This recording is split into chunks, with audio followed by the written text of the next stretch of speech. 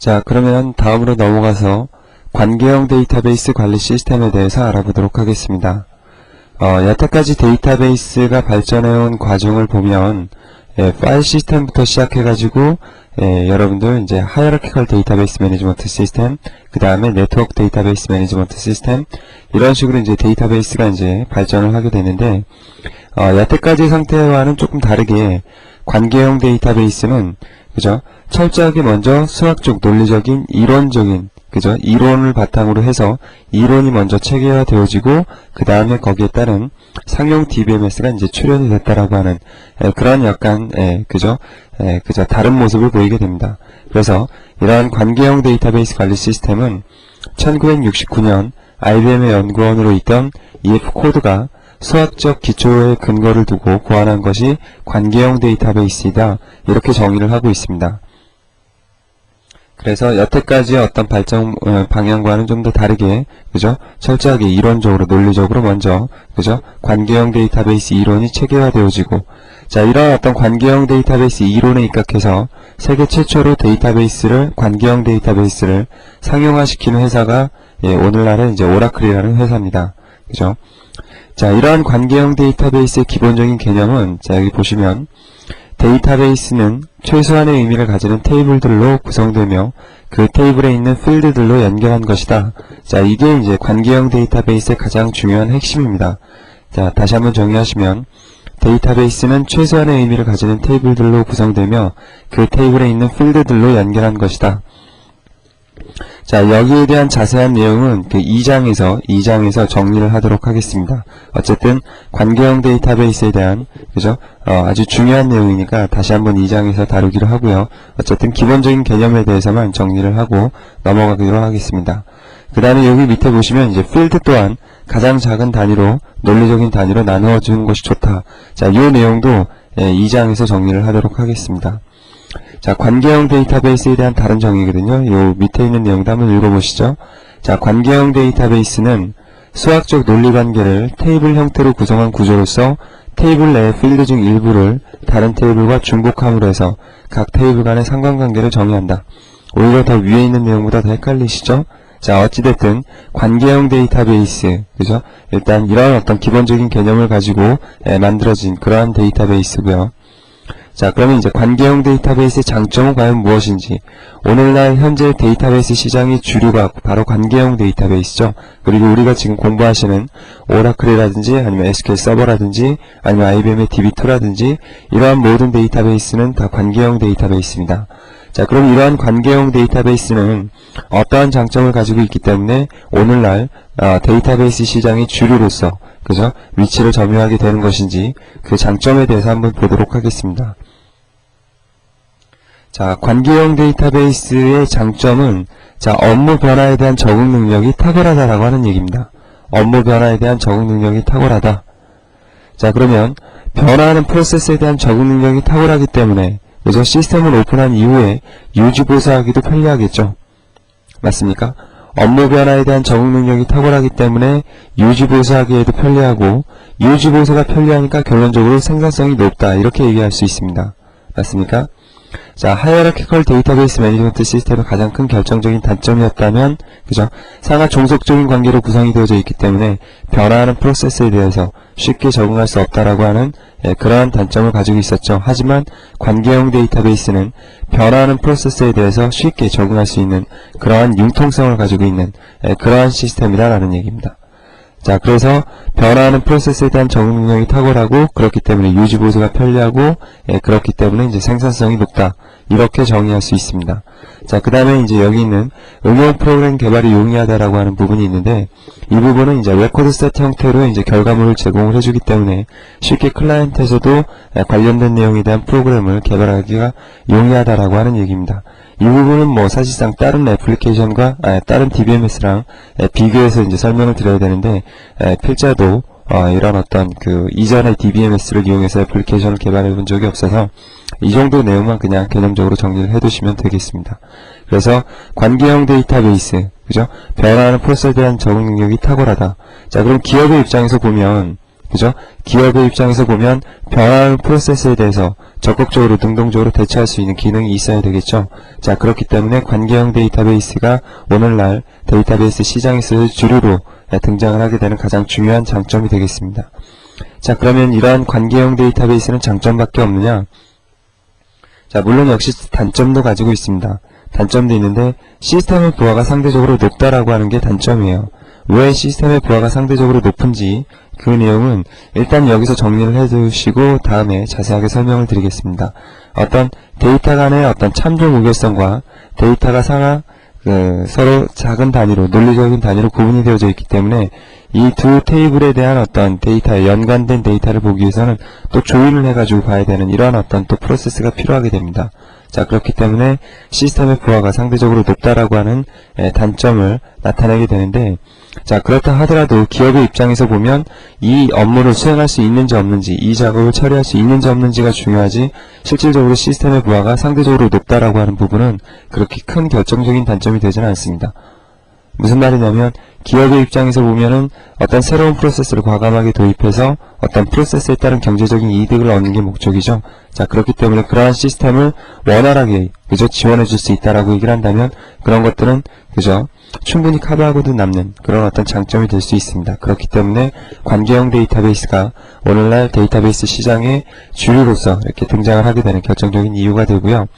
이러한 관계형 데이터베이스는 자, 다음 장 보시면은요. 다음 페이지 보시면 자, 이런 식으로 엔티티라고 하는 건 아까 말씀드렸던 것처럼 데이터를 저장하는 기본적인 단위를 이제 엔티티라고 얘기를 합니다. 그래서 이런 어떤 엔티티들과의 관계를 통해서 업무 프로세스를 정의를 합니다. 그리고 만약에 여기서 새로운 어떤 프로세스가 발생을 했다라고 얘기를 한다면 새로운 프로세스를 저장하기 위한 엔티티를 만들고 그 다음에 기존에 있는 엔티티들과 이렇게 관계를 형성해서 그런 프로세스를 이렇게 쉽게 정의할 수 있습니다. 여기에 대한 자세한 내용은 2장 관계형 데이터베이스에 대해서 자세하게 설명을 드리고요. 여기 있는 관계형 데이터베이스의 표현은 자, 실체 엔티티죠. 데이터를 저장하는 항목들을 엔티티라고 얘기를 하고요. 실체와 관계를 중심으로 기업의 정보 구조와 업무 프로세스를 정의한다라고 되어 있습니다. 그래서 데이터베이스에 대한 내용들을 관계형 데이터베이스는 이런 식으로 엔티티와 관계를 중심으로 해서 모든 업무 프로세스, 데이터가 저장되어지는 항목들 이런 것들을 정의를 하게 됩니다. 그래서 관계형 데이터베이스의 기본적인 내용에 대해서 간략하게 살펴봤고요. 자, 그러면 이러한 관계형 데이터베이스가 기업의 그런 어떤 데이터베이스의 주류로 이렇게 등장을 하면서 여태까지 상당 기간 많이 이렇게 사용이 되어져 왔습니다. 자, 그러면 이러한 관계형 데이터베이스가 과연 데이터베이스 진화의 종착점일 것이냐, 그죠? 자, 그렇지는 않겠죠? 자, 그래서 등장한 게 바로 다음에 보시면 이제 객체지향 데이터베이스 매니지먼트 시스템입니다. 이 부분은 이제 어떤 의미냐면 실제로 관계형 데이터베이스에서 주로 처리하는 데이터 타입은 여러분들 데이터베이스 이제 공부해 보셨으면 아시겠지만 문자나 그 다음에 숫자, 그 다음에 날짜형 데이터 타입을 처리하는데 최적화되어졌었어요, 그동안. 그래서 관계형 데이터베이스는 이렇게 문자나 숫자, 날짜형 데이터를 처리하는데 그동안 최적화되어졌었는데 최근 들어서 어떤 유저들의 데이터 사용량을 보니까 멀티미디어에 대한 데이터의 수요가 폭발적으로 늘어나더라라고 하는 겁니다. 그래서 그렇구나.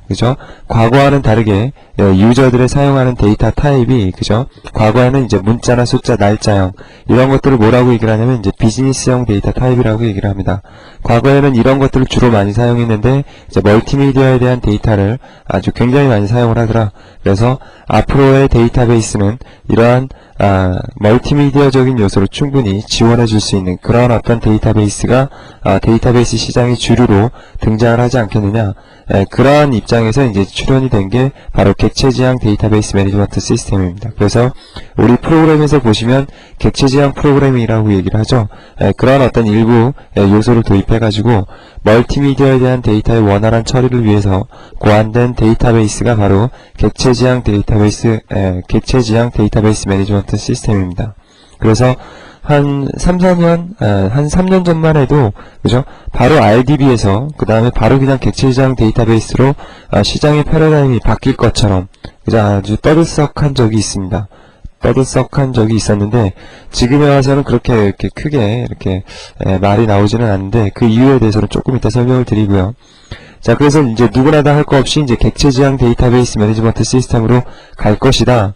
이렇게 얘기를 했는데, 가만히 살펴보니까, 그러면 과거의 관계형 데이터베이스에서 주로 사용하던 이런 문자나 숫자, 날짜형 데이터 타입의 중요성이 멀티미디어적인 데이터의 사용량이 늘어난다라고 해서 문자나 숫자, 날짜형 데이터 타입의 중요성이 현저하게 떨어질 것이냐? 그쵸? 여러분도 한번 생각해 보시죠. 자, 문자나 숫자, 날짜형 데이터 타입은 아무리 멀티미디어에 대한 데이터가, 그죠? 데이터 사용량이 늘어난다 하더라도 문자나 숫자, 날짜형 데이터 타입의 중요성은 여전히 중요할 수밖에 없습니다. 그렇죠? 자, 그래서 이런 어떤 관계형 데이터베이스, 그죠? 관계형 데이터베이스 안정된 성능에 기반하면서 이런 멀티미디어에 대한 데이터 처리를 원활하게 하기 위해서, 그죠? 객체지향 데이터베이스와 그 다음에 관계형 데이터베이스의 장점들을 모아서 제시가 된 그러한 데이터베이스 모델이 바로 객체 관계형 데이터베이스 매니지먼트 시스템입니다. 자, 그래서 이런 식으로, 그죠? 뭐 OODB로 갈 거냐 아니면 ORDB로 갈 거냐 이런 식으로 굉장히 많이 많았는데, 자, 현실적으로 기업의 입장에서 보면 멀티미디어적인 서비스를 지원해 주기 위해서 굳이 객체지향 데이터베이스라든지 그런 객체 관계형 데이터베이스를 지금 당장 도입을 해야만 됩니까?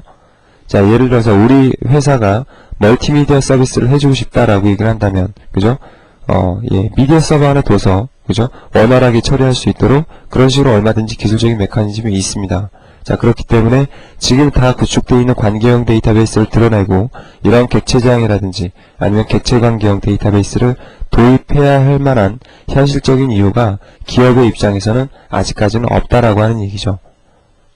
그러니까 여기 있는 객체지향 데이터베이스와 객체관계형 데이터베이스는, 그죠? 데이터베이스의 어떤 진화의 방향은, 그죠? 이런 식으로는 가겠죠. 이런 식으로는 가겠지만, 현실적으로 기업의 입장에서 보면, 그죠? 반드시 지금 당장 객체지향 데이터베이스나 객체관계형 데이터베이스를 도입해야 할 만한 그런 정당성은 아직까지는 부족하다라고 하는 얘기입니다.